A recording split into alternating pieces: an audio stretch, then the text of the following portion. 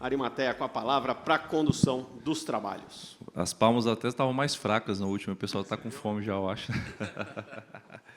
Mas eu estou sendo comandado, na verdade, aqui, porque meus amigos aqui são especialistas no tema, vivem a todo momento e todo dia, passam pela missão de manter o Poder Judiciário seguro.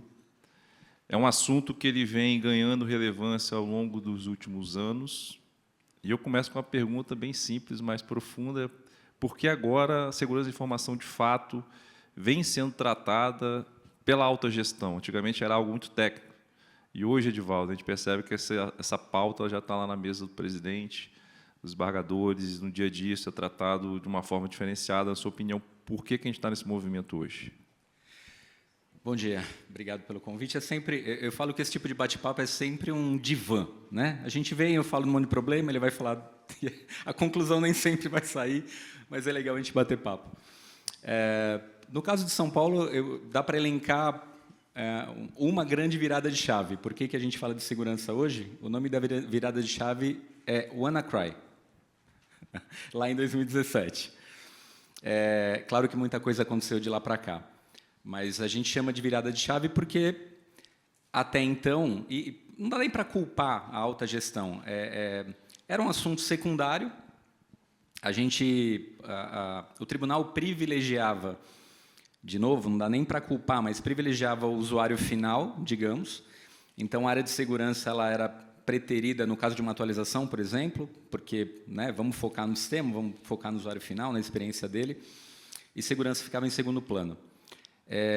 E aí vem o cara que eu chamo pejorativamente de meu brother, que é o WannaCry, porque a partir de lá a chave virou, a chave mudou, e a gente passa a ter uma relevância. Como eu falei, foi o começo de tudo, e aí daria para passar o dia aqui falando do que mais aconteceu de lá para cá. Essa foi a virada de chave para a gente, mas aí dá para a gente falar agora, como foi discutido nos painéis anteriores aqui, o efeito IA. E aí a gente vai falar de privacidade, vai falar do uso propriamente das plataformas. Um dado rápido para devolver para os colegas aqui. Não sei se algum colega já fez esse levantamento ou teve um porquê. A gente está utilizando hoje, internamente, isso é um levantamento interno para fins estatísticos, 242 ferramentas individuais de IA. Nada contra, como foi dito aqui, algo que veio para ficar, não dá para fugir. Mas dá para fazer várias perguntas nesse número, Precisa de tantas, todas são úteis, e como essas 242 estão sendo utilizadas. Mas eu não vou me alongar, eu acho que para abertura é o suficiente, eu devolvo para os colegas. Narciso, um TJ de Minas, vocês precisaram passar por um evento, o WannaCry, até para explicar um pouquinho, Edivaldo, o WannaCry foi o evento que aconteceu no TJ de São Paulo, onde foi invadido, enfim, e isso aconteceu e outras instituições também, e é justamente essa grande questão que a gente está trazendo, que, para a sorte nossa, eu acho, essa sensibilização, não está sendo necessário mais acontecer algo drástico e dramático numa instituição para que ela vire os olhos para a segurança da informação. Eu acho que isso é o primeiro ponto bem importante. E lá no TJ de Minas, vocês já passaram por alguma situação como essa? Quem nunca, Boa tarde a todos e todas. Eu acredito que, se fizermos aqui uma pesquisa só do levantar de mãos, todos os gestores de infraestrutura e segurança tecnológica já passaram por algum tipo de problema. No TJ Minas não foi diferente, mas até enfatizando a sua primeira pergunta do porquê alta gestão está agora caminhando junto. E quando eu vejo um tema como esse, Arimateia, eu vejo que segurança 360 é olhar para todos os lados. A tecnologia hoje ela não pode ser vista apenas como suporte ao judiciário. Ela precisa justamente ser observada como um meio pela qual nós entregamos a justiça. Então, um sistema nosso hoje indisponível, basicamente, a gente entra numa seara de uma negação de uma prestação jurisdicional.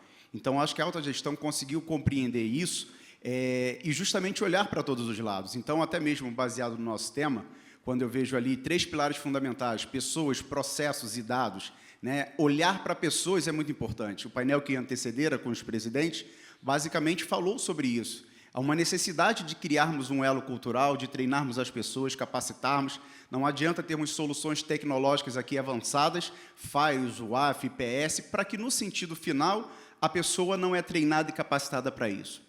Eu li em um certo fórum de discussão que dizia justamente sobre isso, que não adianta eu ter a tecnologia mais avançada, porque ela pode falhar num clique inadvertido. Então, pare e pense. Se a gente tem aqui todas as proteções possíveis dentro da nossa instituição, mas nós não nos preocupamos de criar um elo cultural, de treinar, capacitar e trazer informações assertivas para isso, para que o nosso usuário seja treinado. No Tribunal de Justiça de Minas Gerais, por exemplo, a gente faz uma interlocução justamente com o setor de comunicação, com a governança, para trazer lucidez tanto ao cidadão quanto aos servidores e magistrados. O próprio exemplo disso é o golpe do falso advogado que veio, né? Então, dentro do nosso tribunal, nós nos preocupamos muito com isso, né? E quando chega no pilar de processos, basicamente é olhar para uma governança resiliente, né? Porque a diferença entre um percalço, né, e justamente um desastre de um incidente de segurança está na forma em que a gente constrói os nossos processos de continuidade e de resposta. Então, a gente precisa evoluir muito isso numa governança resiliente. E, por fim, é falar de dados, porque dados basicamente é o nosso ativo mais crítico hoje da nossa instituição. Então, garantir uma cadeia de custódia, confidencialidade, integridade, disponibilidade é um grande desafio para nós, enquanto gestores de infraestrutura e segurança tecnológica. Então, o que eu acho que a gente tem que fazer é pensar no background, porque nós, muitas das vezes, estamos nos bastidores, né? Mas é pensar nesse sentido, que nós protegemos hoje o bit para a gente garantir um direito à justiça. Então, eu acho muito importante a gente estar num tema como esse, relevando. E eu acho que o JX é um sinal disso, né? Nós estamos trazendo aqui presidentes, magistrados, pessoas para capacitar, trazer informação, e a gente está evoluindo. A cada vez que passa um novo evento, a gente vê isso acontecendo aqui nos nossos eventos. Ótimas considerações. E, pegando o gancho do Narciso, pessoas, processos ou dados, por onde você começaria, Daniel? Pois é. Sempre que se vai falar de segurança da informação, a gente fala bastante que o elo mais fraco é o usuário, que a gente deve investir nisso, e é sempre onde, normalmente, as empresas menos investem. E não é diferente no judiciário, na minha visão. Eu acho que o nosso usuário ele já não estava preparado na situação anterior a 12 meses, antes da IA generativa, e ele continua estando muito despreparado para esse novo momento, né? A gente tem agora ataques muito sofisticados, com hiperpersonalização desses ataques, né? O que é que a Ari gosta, o que é que a Ari fica sensibilizado. Então, esses ataques estão sendo muito mais elaborados e a gente continua tendo um usuário muito distante dessa discussão, né? A gente também tem um usuário hoje que passa por uma verdadeira fadiga digital, porque nós já mensalmente liberávamos software para esses usuários, e agora mais do que nunca, né? O colega ali falou 250 soluções de IA, então imagine onde a gente está inserindo esse usuário dentro dessa situação e ele está completamente cansado e sem saber o que exatamente fazer. Então, eu penso que esse continua sendo um ativo, porque assim os tribunais vêm investindo bastante em ferramental. A gente vem empilhando soluções de segurança, uma atrás da outra, e isso a gente consegue fazer com uma certa facilidade. Mas esse elo aí do nosso usuário, e eu até vou estender isso, eu acho que a gente tem que pensar também no fim, que é o cidadão. A gente está passando por um problema agora de golpe do falso advogado, né, que impactou muito o cidadão, e a gente também tem muita dificuldade de se comunicar com esse stakeholder que está inserido dentro desse processo. Então, a gente faz mal o nosso processo interno e a gente se comunica menos ainda com o cidadão. Então, penso que isso tem que continuar sendo aí um ponto a ser trabalhado por todos. Divaldo, você concorda com essa visão também? Concordo e, em vez de dar solução, eu vou colocar mais um problema aqui. A gente tem um problema, e acho que não é só a gente. Como como alcançar o nosso usuário? Eu vou falar do interno só porque é mais fácil, porque o externo piorou. Como alcançar esse usuário interno com a informação correta, seja de segurança, que é o nosso viés aqui, sem encher o saco, sendo muito direto. Eu acho que todos aqui, né? A gente tem uma enxurrada, independente do meio. Todos os dias a gente convive com uma enxurrada de e-mail, corporativo ou não, Teams, corporativo ou não, WhatsApp, corporativo ou não. Como, de novo, eu estou trazendo mais problema ao invés de solução, né? Mas como chegar nesse usuário sem literalmente encher o saco com mais um volume grande? A gente pode falar do que é comum aqui, né? Vou mandar um e-mail informativo, vou fazer uma capacitação remota, que também é uma avalanche hoje em dia, né? Vou fazer uma capacitação presencial, e como que eu tiro esse usuário do dia a dia de trabalho dele? Vou colocar no auditório para dar uma capacitação? Qual que é o retorno disso? Ou mesmo publicar um ato tentando punir, né? Isso. É pela punição que a gente Boa. vai Ou a gente tentando abstrai sensibilizar. tudo isso e fala, quem não fizer está punido. Resolvemos o problema.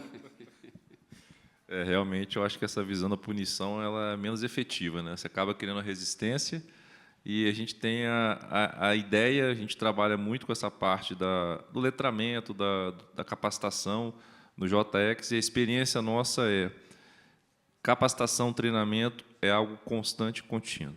Não adianta você chegar, fazer uma campanha de segurança da informação, mandar um e-mail, baixar um ato, mandar uma mensagem no Teams, e, a partir daquele momento, você sentar na sua cadeira e acreditar que tudo está resolvido. Não vai ser resolvido, e pior, né? Hoje, no mundo que a gente está vivendo, como foi dito por Daniel, os ataques estão personalizados.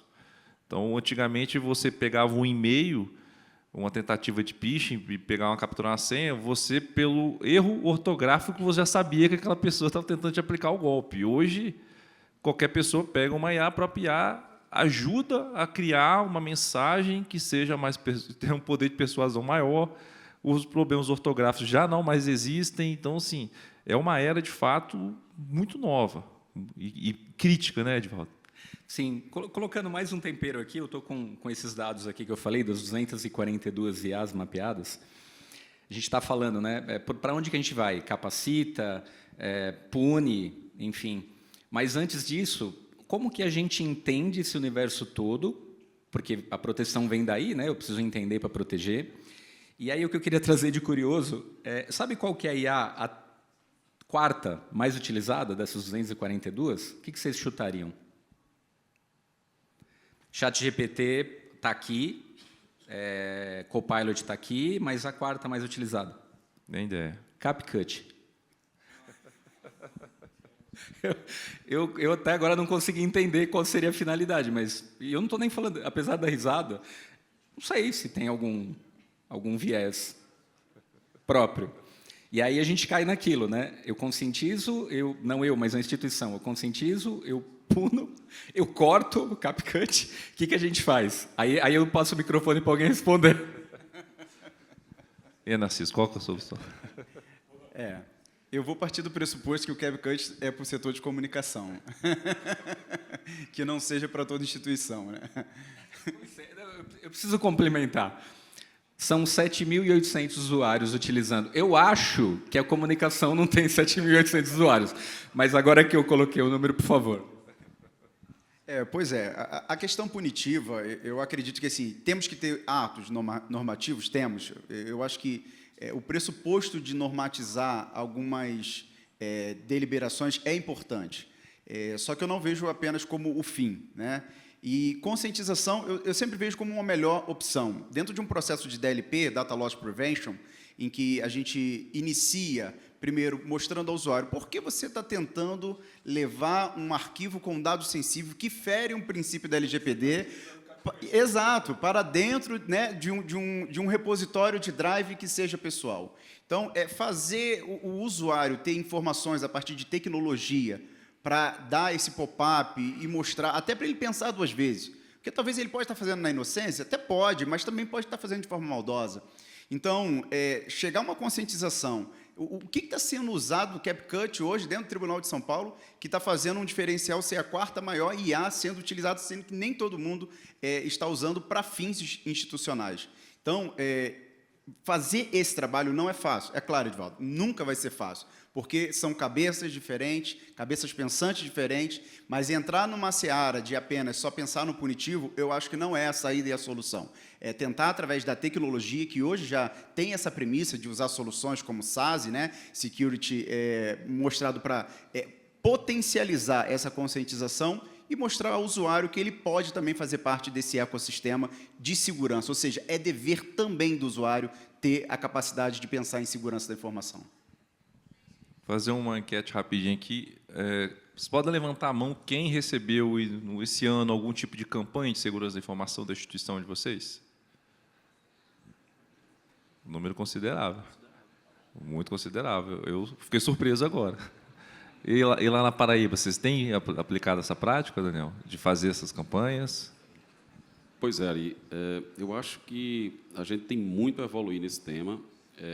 A gente sai de um cenário em que a gente tinha ali nossa sala-cofre, uma pilha de servidores, um firewall na frente e um antivírus instalado ali no computador do tribunal. E réplica boa.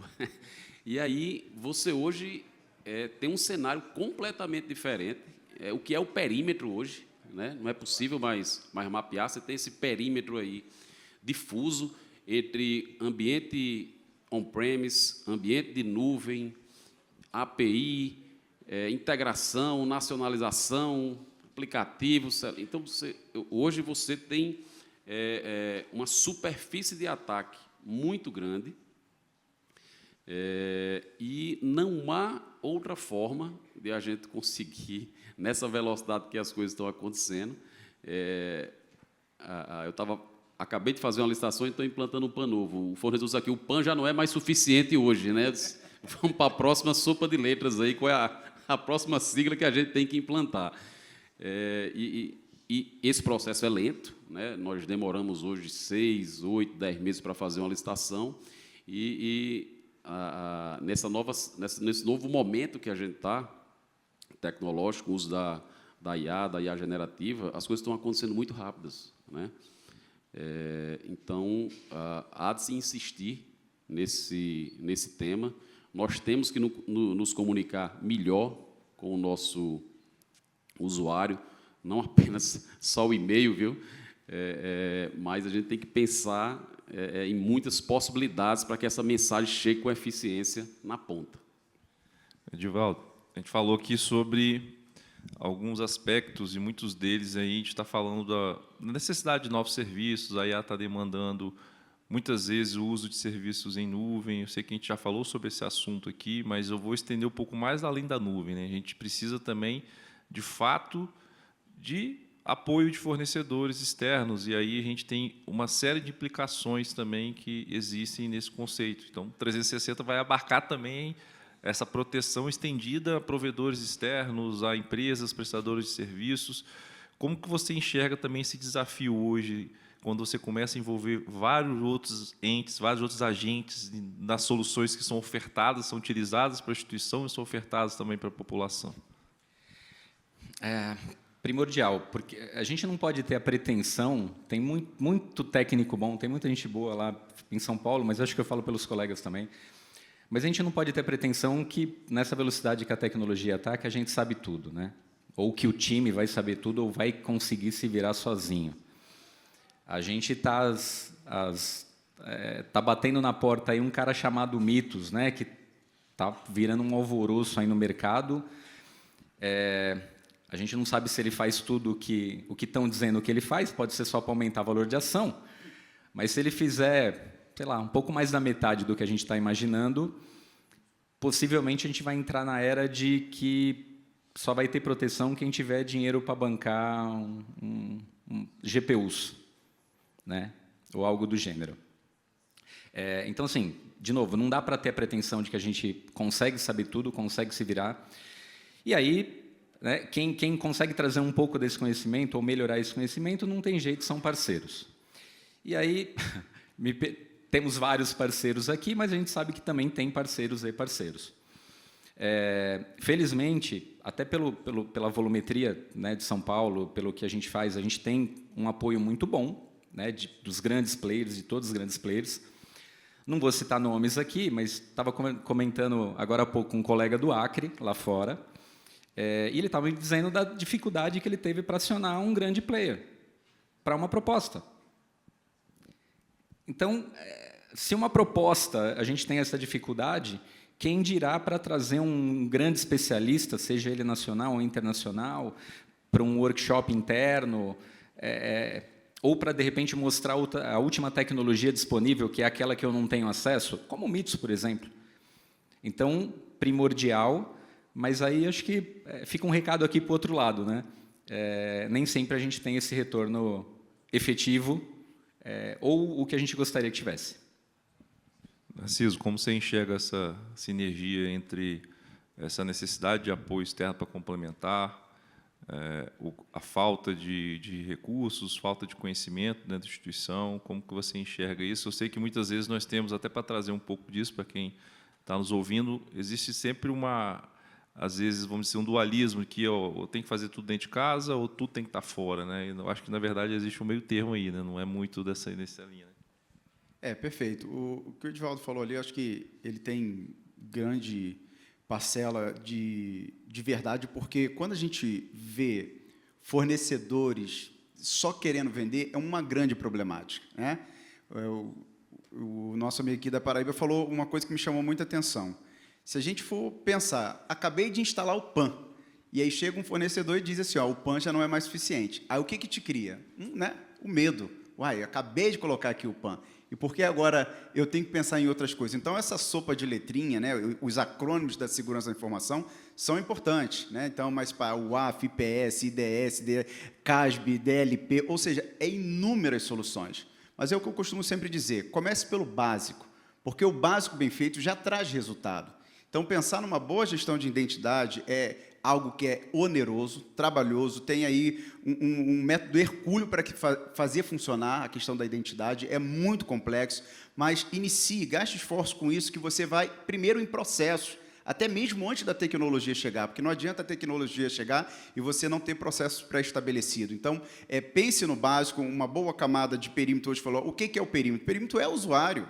O usuário está acessando de todo lugar, está no aeroporto, numa cafeteria, aonde quer que seja. Então, assim, invista em soluções que vai trazer justamente ao nosso painel, né, uma segurança de forma 360. Então, o perímetro deixou de ser os nossos firewalls de borda. Hoje, ele é o usuário. Então, faça esse bem feito, né, invista em soluções que vai trazer resultados de forma simples, mas objetiva, para você ter uma boa qualidade de segurança da informação. Daniel, indo para o nosso encerramento, queria que você olhasse aqui para a plateia e fizesse um pedido mágico, um apoio na sua instituição para você conseguir mitigar os seus riscos. Qual que era o pedido ou qual que você pediria agora, neste momento? Qual que é o apoio que você precisaria? Eu acredito, Ari, que o grande ponto ainda é a cultura. A gente precisa conseguir trazer esse tema de segurança da informação para dentro da estratégia da organização. A gente está, talvez, falando aqui pelos tribunais de médio e pequeno porte. Nós temos 2 grandes tribunais aí que possivelmente têm uma estrutura mais forte, um investimento mais alto. Mas eu penso que a gente precisa trazer para dentro da estratégia, essa é uma dificuldade ainda que eu considero relevante, e uma outra questão também, a gente precisa trazer segurança da informação para o início do processo. A segurança da informação ela sempre está entrando no final. Então, há uma pressão muito grande para se desenvolver soluções de inteligência artificial, e essa pressão faz com que a área de tecnologia entregue a solução, e aí, nesse momento, é que você vai chamar a área de segurança e vai pensar agora como é que você vai resolver esse problema. Então, penso que fica essa mensagem. Trazer, de alguma forma, para dentro da estratégia da organização de forma mais efetiva e trazer o tema de segurança da informação para o início, para a base do processo. Perfeito. Edivaldo, considerações finais? Só agradecer, corroborando com o que o Narciso falou agora, estava vendo, tem uma matéria da CNN de hoje, independente de ser um pouco mais ou um pouco menos, mas faz sentido. 45% dos incidentes de segurança são por falhas básicas, né? É exatamente o que você falou. É a falta do MFA, é uma senha fraca. Óbvio que a gente já falou isso aqui, né, centenas de vezes, mas ainda é um grande problema. 45%, a gente está falando de quase metade, né? Então, em que pese tudo que a gente falou aqui de PAN, de SASE, de CASB, qualquer outro TDR, XDR, a gente está falando de senha 1, 2, 3, 4, 5, ainda, depois de tanto tempo. Então, acho que essa consideração... Acho que temos que pensar no básico também, e acho que com isso eu fecho. Obrigado. Narciso? Agradecer também, JX, pela oportunidade de estar aqui. Eu acredito que nós, como gestores de tecnologia, magistrados, servidores que hoje estão presentes nesse evento, sejam evangelizadores da segurança, né? Levem o que vocês estão aprendendo aqui. Então, todo esse arsenal de conhecimento e informação, ajudem as vossas instituições a proliferar a segurança da informação de uma forma geral, que assim todos nós saímos ganhando. Obrigado, pessoal, pela participação. Eu queria só terminar com uma frase que eu ouvi numa campanha de segurança da informação há muitos anos atrás, que ficou marcada. Que a frase ela falava o seguinte: uma corrente é tão forte quanto o seu elo mais fraco. Então, você pode investir milhões, dezenas de milhões de reais em soluções de segurança, que elas são caríssimas, mas necessárias, e se você não investir no seu elo mais fraco, você está totalmente comprometido. Então, agradeço a todos. Muito obrigado, pessoal. Valeu!